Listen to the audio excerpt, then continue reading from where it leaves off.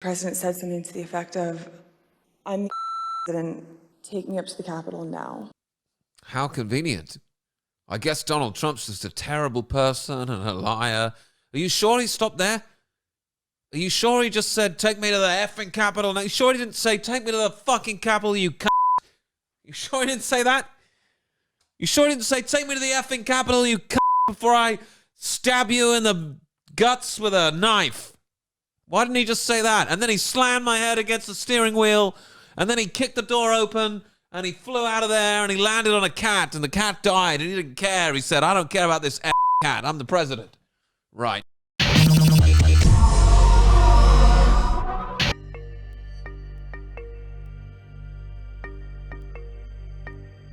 BBC, the music they play in the background. Dun, dun, dun, dun, dun, dun.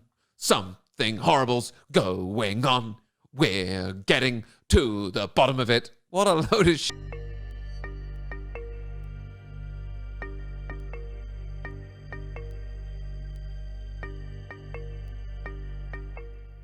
As Mr. Giuliani and I were walking to his vehicles that evening, This whole thing is so made up. They've even given each chapter of the story its own little subheading. Chapter 1, Foreshadowing Trouble. Come on, guys. he looked at me and said something to the effect of, "Cass, are you excited for the 6th? It's going to be a great day." Oh, yeah, that totally sounds real. I'm so convinced. This doesn't sound made up at all. It doesn't sound like you're acting. As we were on the way to his vehicle, he looked at me and said, hey, Cass, are you excited for January 6th? It's going to be a great day. It's going to be an insurrection, and Trump's going to take over, and it's going to be illegal. And he said that to me.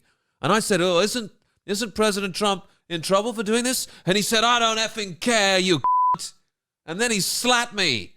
And he said, Trump's the effing president, you I did. After Mr. Giuliani had left the campus that evening, I went back up to our office, and I found Mr. Meadows in his office on the couch. He was scrolling through his phone. I remember leaning against the doorway and saying, I had an interesting conversation with Rudy, Mark. What an incredible memory this lady has for completely insignificant events. I distinctly remember leaning against the doorway. Oh, yeah, you're not making this story up and just adding details to make it sound legitimate. Oh, no. Oh, no one forgets leaning against the doorway 6 months ago. No, definitely. Oh, well, basically what happened was I had a conversation with Giuliani, and he said, get ready for the January 6th, you effing see. It's going to be this amazing. We're going to take over, and it's going to be horrible. And then I went up to Mark Meadows' office, and he was scrolling through his phone saying, Trump's the effing president. And then I remember leaning on the wall and saying to him, I just had an interesting conversation. And he said, yeah, let me just say exactly what the deep state wants you to think I said. And I remembered it. Sounds like we're going to go to the Capitol. He didn't look up from his phone and said something to the effect of, there's a lot going on, Cass, but I don't know, things might get real, real bad on January 6th. Oh my God, isn't that crazy? Isn't that amazing? This guy, he said exactly what the deep state wants you to think. He just said it. He said, I don't know, Cass. Looks like January 6th might be a horrible insurrection that they'll have to investigate one day. Yeah, there'll have to be an investigation about this one day, and I guess there's some remote chance that you might be called to stand up there and say, oh, I swear that Trump and all his team were planning to do something horrible on January 6th. Wow, this is incredible. What a find by the committee. What a find. Let's turn now to what happened in the president's vehicle when the Secret Service told him he would not be going to the Capitol after his speech. So once the president had gotten into the vehicle with Bobby, he thought that they were going up to the Capitol, and when Bobby had relayed to him, we're not, we don't have the assets to do it, it's not secure, we're going back to the West Wing. The president had very strong, a very angry response to that. I have a question.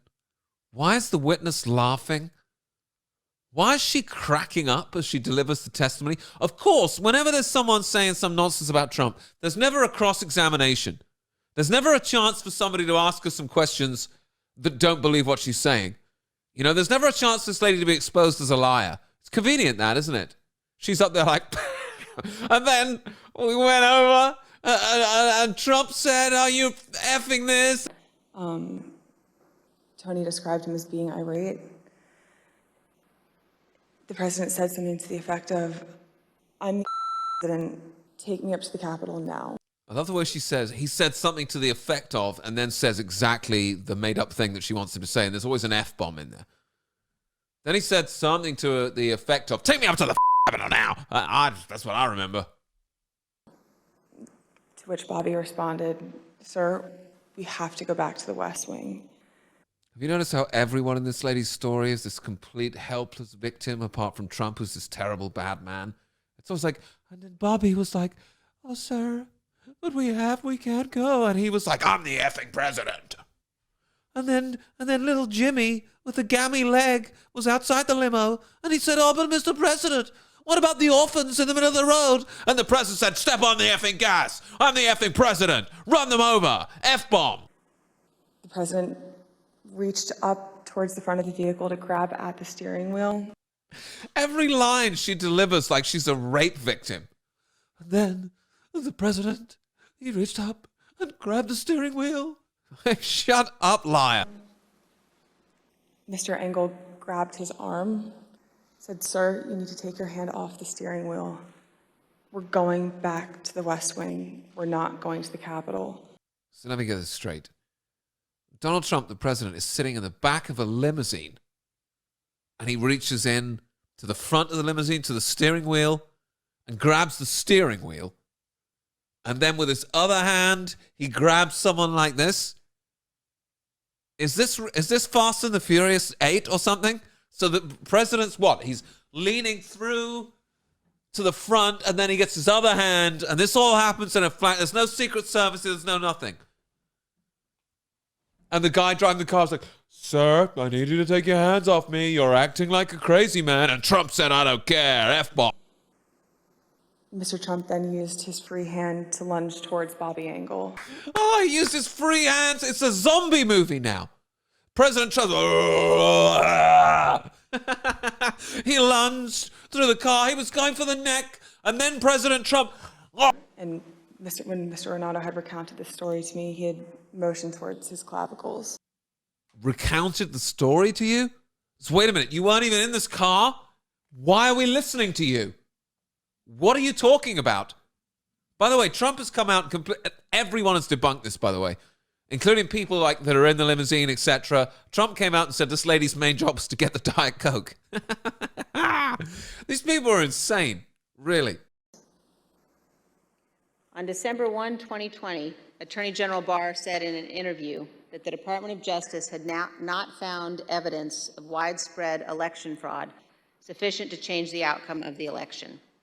Ms. Hutchinson, how did the president react to hearing that news? After Mark had returned, I left the office and went down to the dining room, and I noticed that the door was propped open and the valet was inside the dining room changing the tablecloth off of the dining room table.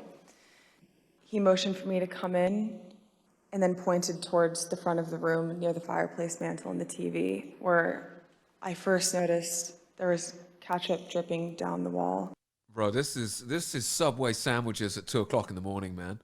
So let me get this straight. So you noticed the door was propped open, and then the valet was like, come in. And he motioned to the wall, and there was the ketchup dripping from the wall. Was there also some music going, dun, dun, dun, when this happened?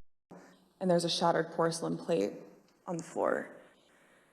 The valet had articulated that the president was extremely angry at the Attorney General's AP interview. Man, this is one talkative valet, isn't it? Considering this guy's job is to clean the plates. Man, he's got some political insight, hasn't he?